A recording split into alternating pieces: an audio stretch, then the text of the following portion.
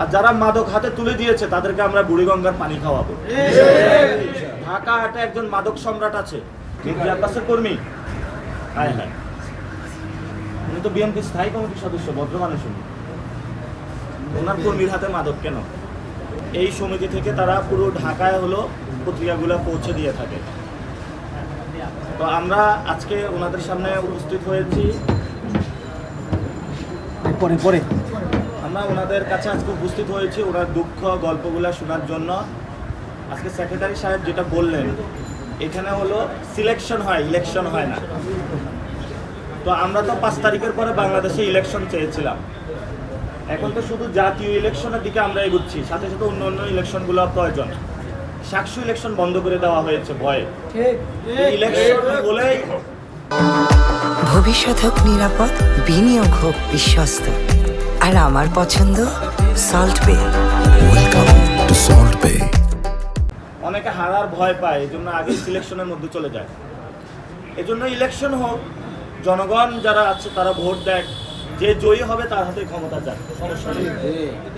আমরা আশা করব যে বাংলাদেশের সর্ব জায়গায় গণতন্ত্র প্রতিষ্ঠা হোক, এবং আমরা যারা হকার বাইরা রয়েছে ওনাদেরকে কিভাবে একটা সুষ্ঠু নীতিমালার মধ্যে নিয়ে এসে যায়, ওনাদের বেতন ভাতা ফ্যামিলি নিয়ে যাতে ভালোভাবে জীবনযাপন করতে পারে, এটা কিভাবে বৃদ্ধি করা যায়।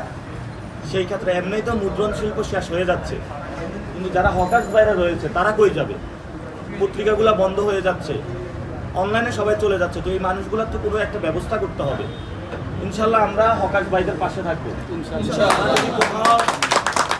সন্ত্রাসীদের দ্বারা আক্রমণের শিকার হয়, আমরা তাদের পাশে এসে দাঁড়াবো। তাদের ফ্যামিলি যদি কোনো সমস্যা হয়, আমরা ওনাদের পাশে থাকবো ইনশাআল্লাহ। এটা আমি কমিটমেন্ট দিয়ে গেলাম। আর আমাদের গতকালকে ইলেকশনের আগে আমরা ইলেকশনটা চেয়েছিলাম একদম সিম্পল কথা, অর্থ এবং পেশি শক্তির বাহিরে একটি রাজনীতি, একটি নির্বাচন। কিন্তু ইলেকশনের আগে আমরা দেখলাম কারো হাতে অস্ত্র, কারো হাতে দা, কারো হাতে এখন মাদক পাওয়া যাচ্ছে। আমরা ঢাকা হাটে মাদক, অস্ত্র এই সংস্কৃতি দেখতে চাই না, পেশি শক্তির সংস্কৃতি দেখতে চাই না। যারা এগুলা করছেন আপনাদের জ্ঞাতার্থে জানাচ্ছি, আমরা 12 তারিখের পরে যারা অভ্যস্ত হয়ে গিয়েছেন তাদেরকে আমরা পুনর্বাসন ব্যবস্থা নিয়ে যাব মাদকের। আর যারা মাদক হাতে তুলে দিয়েছে তাদেরকে আমরা বুড়িগঙ্গার পানি খাওয়াবো। ঢাকা হাটে একজন মাদক সম্রাট আছে, যিনি কর্মীদের হাতে মাদক তুলে দিচ্ছে। আমি আপনাদের উদ্দেশ্যে বলবো যে জনগণের হাতে, কর্মীদের হাতে মাদক তুলে দিবেন না। তাদের হাতে লিফলেট তুলে দিবেন, একটা চাকরি তুলে দিবেন।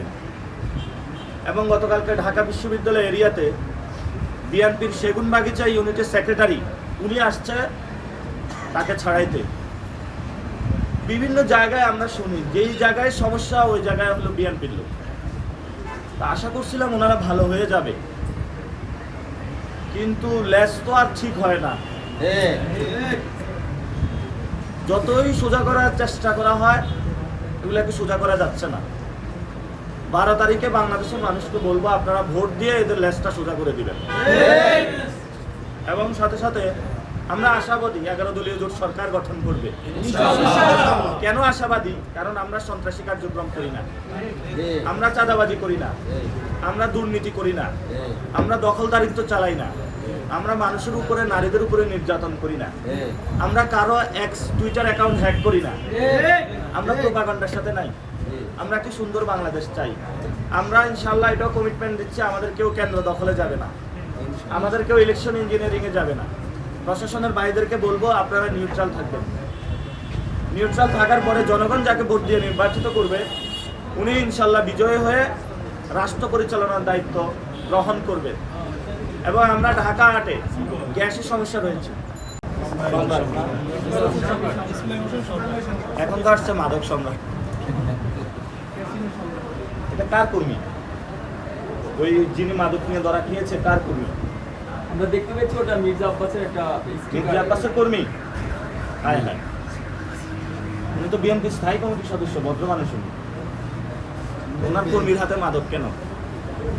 যারা এইসব মাদক কর্মীদের হাতে তুলে দেয় আমরা ওদের বুড়িগঙ্গার পানি খাওয়াবো, টেস্ট করে দেখুক কেমন। আচ্ছা ভাই, আরেকটা ছোট একটা প্রশ্ন ছিল, সেটা হচ্ছে যে গাজীপুরে